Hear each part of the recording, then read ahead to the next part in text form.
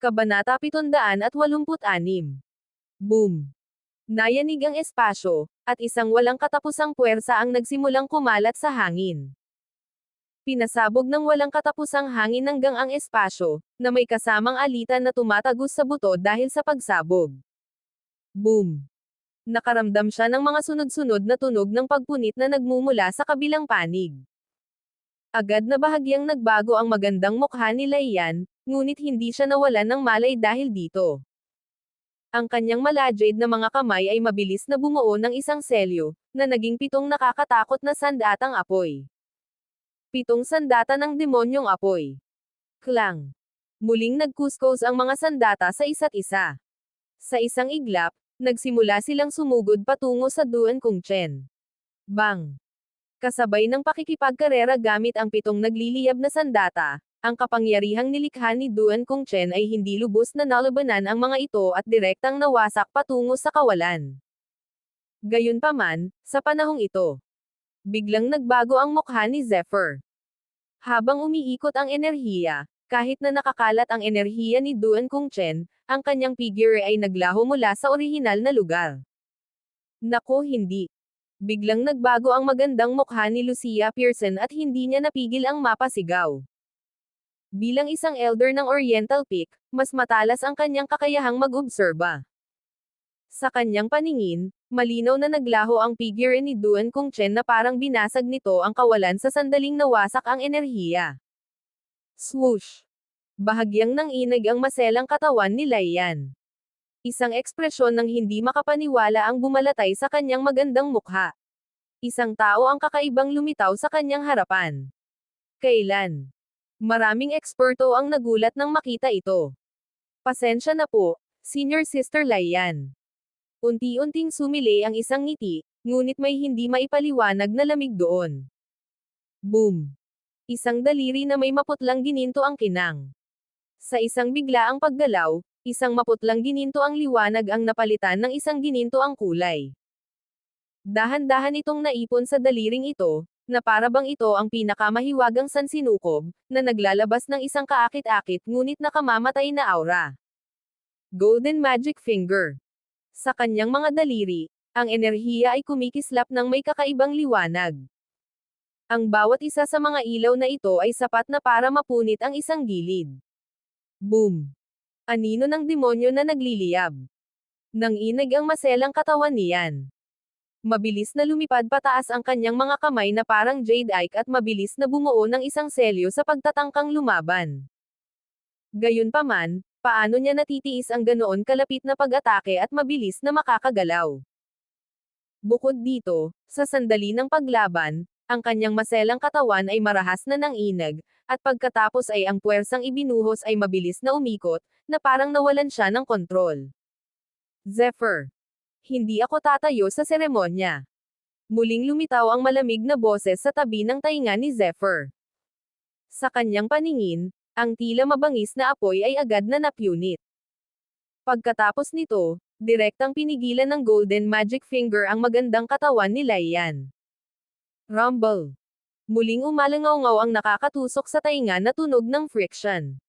Sa susunod na sandali, ang magandang katawan ni Laiyan ay pilit nang napigilan. Ang gininto ang daliri ng mahika na iyon ay parang isang gininto ang banal na haligi. Ang lakas nito ay malakas at ang bilis nito ay mabangis. Malinaw na balak nitong pilayin si Laiyan. Zephyr, hindi mo dapat ako nasaktan. Ngayon, pagsisisihan mo ang pagkakasala mo sa akin. Sa pag-aakalang natalo na siya ni Zephyr at paulit-ulit na itinuring na biro, ang galit ni Duan Kung Chen sa kanya ay napakatindi at walang katulad. Sa pagkakataong ito, sa wakas ay sinunggaban niya ang pagkakataon para makahanap ng kasiyahan mula kay Laiyan. Ang pakiramdam na ito ay sapat na para mabaliw siya. Kabanata 787. Sa kanyang paglalakbay, naramdaman na niya na mayroong isang uri ng komplikadong relasyon sa pagitan ni Zephyr Khan at Laiyan, kaya siya ang pinakamasayang magalit kay Zephyr. Boom! Sa wakas, ang maselang katawan ni Laiyan ay napigilan ng isang daliri. Nang sumunod na sandali, lumitaw ang mga bitik at pagsabog daan-daang metro ang taas sa lupa. Puff! Isang subo ng sariwang dugo ang idinura mula sa maliit na bibig ni Laiyan. Namutla ang kanyang magandang mukha at ang kanyang magagandang mata ay puno ng sakit. How dare you? Sa wakas ay hindi napigilan ni Lucia Pearson ng Oriental Peak na magalit. Hindi. Nang makitang susugod na si Lucia Pearson sa investiture stage, agad siyang pinigilan ng ilang elder ng The Boundless Academy. Damn it! Kamangha-mangha ang lakas ng loob ng elder na si Lucia Pearson, ngunit iyon ay dahil lamang sa masyado siyang galit ngayon. Sa oras na ito, sa wakas ay nakontrol na niya ang galit sa kanyang puso, ngunit ang kanyang maganda at maselang mukha ay namula. Si Laiyan ay kanyang disipulo, ngunit ngayong natalo siya sa ganitong kalagayan, paano siya makakakalma? Ang 5 dakilang akademya ay orihinal na iisa, ngunit ang kanyang mga pag-atake ay napakalupit. Hindi ba't sumosobra na ang Great Yansek? Tama. Halata naman na kaya niyang bawiin ang mahigit kalahati ng lakas niya. Ngayon ay tila ginagawa na niya ang lahat. Papatayin niya tayong lahat. Ito ay sobra. Ang lahat ng mga tao sa paligid, kabilang ang mga matataas na opisyal at mga disipulo, ay nagsimulang hindi nasiyahan. Gayunpaman, kumpara rito, ang mukha ni Zephyr ay labis na namumula, at ang kanyang mga mata ay umiikot. Ang lamig na nararamdaman ay tila totoo. Sa loob ng ilang panahon, habang ang kanyang katawan ang nasa gitna, isang nakakabaliw na galit ang nagsimulang sumabog. Kung ito ay isang lantaran at walang pakundangang pag-atake, hahanapin na lamang niya ang hustisya para kay Laiyan. Gayunpaman, maaaring hindi ito makita ng iba, ngunit malinaw niya itong nakikita gamit ang kanyang evil breaking eye. Nang akmang lalaban si Laiyan, isang nakatagong puwersa na parang tinutusok ng karayom ang biglang lumabas mula sa kanyang katawan. Pagkatapos, nawalan ng kontrol ang maselang katawan ni Laiyan, at hindi na mailabas ang puwersang iyon. Mga nakatatanda, pasensya na talaga. Kahit ako hindi ko makontrol ang aking golden middle finger. Kung hindi lang dahil sa sobrang lakas ng nakatatandang kapatid na si Laiyan, hindi ko sana ginamit ang galaw na ito. Dahil nga sa hindi ko ito lubos na makontrol kaya ko pinaalalahanan ang nakatatandang kapatid na si Laiyan na mag-ingat bago umatake. Sa kasamaang palad, hindi ko inaasahan na malubha ang kanyang pinsala sa pagkakataong ito. Nagsalita si Duan Kongchen sa mga disipulo at elder ng The Boundless Academy nang may mapangot siyang mukha. Sa oras na ito, si Laiyan ay nahuli na. Sa oras na ito, siya ay nawalan na ng malay at hindi na kayang lumaban. Bukod dito, ang gininto ang daliri ng Mahika ay isinagawa sa kanya sa isang estado kung saan hindi siya makatiis. Natural lamang, sa ilalim ng buong pag-atake, hindi siya namatay dahil sa napapanahong paggamot. Gayunpaman, ang mga salita ni Duan Kongchen ay nakakuha ng pagkilala ng maraming tao. Sa kasong ito, hindi talaga sinasadya ni Senior Brother Duan. Oo, narinig ko ng malinaw ngayon lang. Ipinapaalala nga ni Senior Brother Duan Kongchen sa disipulo ang tungkol sa The Boundless Academy. Halatang halata na hindi siya kasing galing ng iba. Total, ang pakikipaglaban ay pakikipaglaban pa rin. Maraming beses, hindi maiiwasang masugatan siya. Nakakalungkot na ang magandang mukha na ito ay malubhang nasugatan. Malinaw na hindi niya kayang magpatuloy sa pakikipaglaban. Ang pagkilala ng mga nakapaligid na disipulo ay hindi lamang nagtakip sa walang awang pag-atake ni Duan Kongchen, kundi ginawa rin siyang isang taos-puso at dalisay na tao. Duan Kongchen tagumpay. Umalangaw-ngaw ang boses ng amo ng Earth Devil Mansion. Kabanata 788. Matapos kumpirmahin ang tagumpay ng Duan Kongchen, isinama niya ang kalahati ng banal na liwanag kay Laiyan, at ang banal na liwanag sa kanyang likod ay lalong naging nakasisilaw. Duan Kongchen. Maraming disipulo ang nag-uusap pa rin tungkol dito. Isang mababa at malalim na boses ang dahan-daang lumabas. Ang boses ay parang puting kulog na umalangaw-ngaw sa lahat ng direksyon. Si Zephyr iyon. Sa oras na ito, nakatayo roon si Zephyr Khan na may malamig na liwanag sa kanyang mga mata, na nagpang-inag sa mga tao.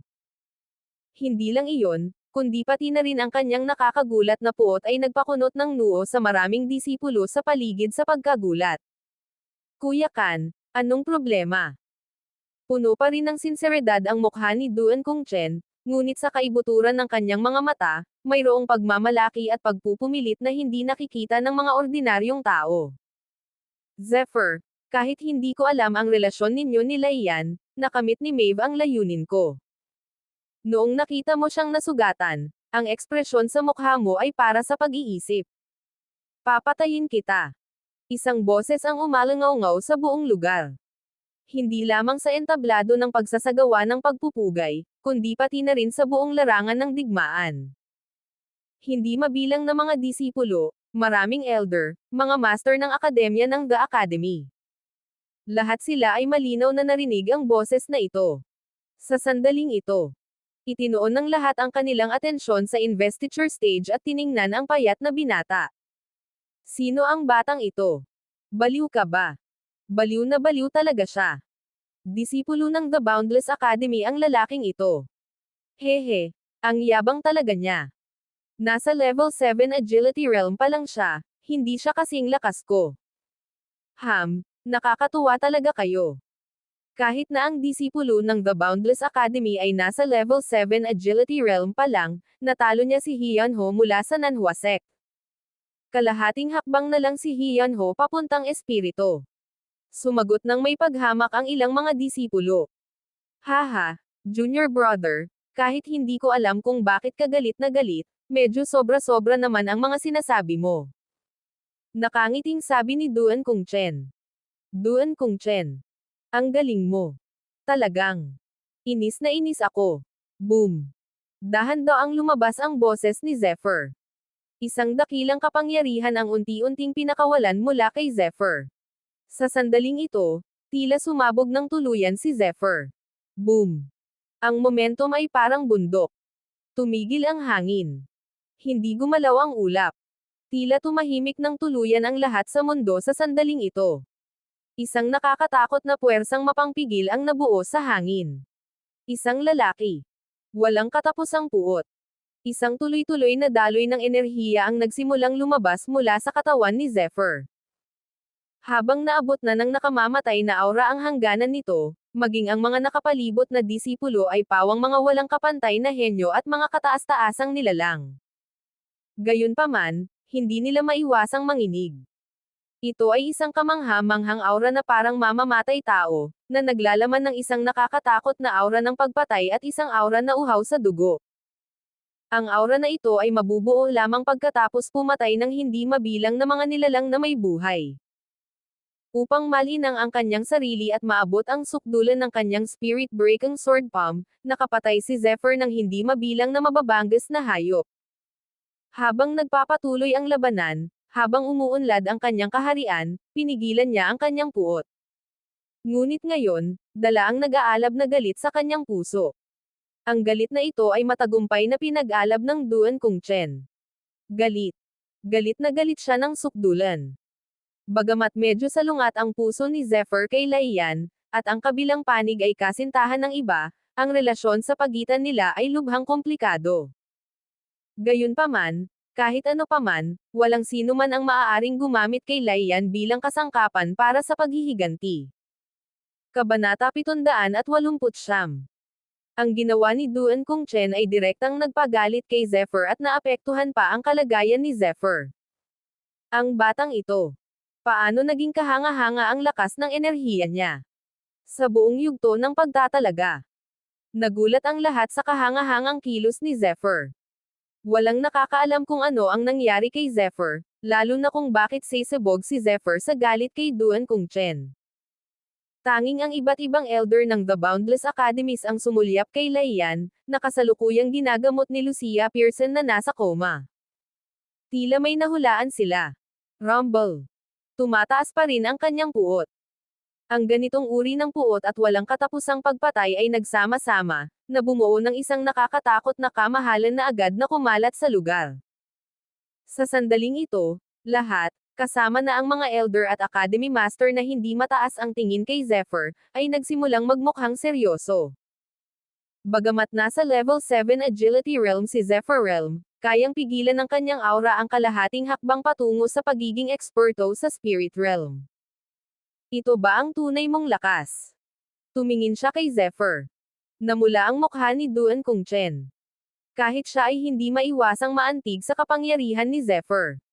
Gayunpaman, lubos siyang kumpiyansa na walang makakapantay sa kanya si Zephyr. Junior Brother Kan, pareho tayong miyembro ng 5 dakilang akademya. Kahit hindi ko alam kung bakit mo ako gustong patayin, tinatanggap ko ang hamon mo. Muling umalangaw-ngaw ang boses ni Duan Kongchen. Tunay ngang karapat-dapat kang maging Senior Brother Duan. Ang tono at ang ugali mo. Oo, napakapabaya talaga nitong si Zephyr. Oo, sa tingin ko rin. Sa harap ng hamon ni Duan Kongchen, maraming disipulo ang nagsimulang magbuntong hininga. Junior Brother. Gayunpaman, si Vince Scheidt, na nakatayo sa tabi ni Zephyr, ay hindi mapigil ang mapakunot ang noo. Ang lalaking ito ay talagang baliw. Si Duan Kongchen, ang gago na ito, ay malamang na malas. Nakatayo sa gitna nila, hindi mapigilan ni Dong Fang Xiao ang panginginig. Isa talaga siyang hanggal para magalit ng ganito katindi ang isang henyo na tulad ni Zephyr. Gayunpaman, bahagyang nakasimangot si Aurora Greenwood na nakatayo sa tabi niya. Gamit ang intuition ng babaeng ito. Nararamdaman ni Aurora Greenwood na ang galit ni Zephyr ay tila dahil sa pinsalang natamo ni Laiyan.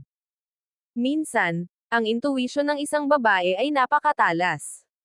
Bagamat may tiyak na epekto ang pagsiklab ng Zephyr, ang momentum na kanyang ipinamalas ay nakapagpaakit din sa maraming tao na mapunta sa kanya ang kanilang atensyon. Gayunpaman, hindi lahat ay pumayag sa kanya. Kahit karamihan sa mga tao ay nanatili sa poster na parang nanonood ng palabas. Kahit nakakatakot ang momentum ni Zephyr sa daan, at kahit si Hyunho, na kalahating hakbang na lang sa spirit, ay walang kapantay para sa kanya, ang Zephyr Realm ay nasa level 7 agility realm pa lamang, malabong mapaboran siya. Nagpatuloy ang susunod na laban.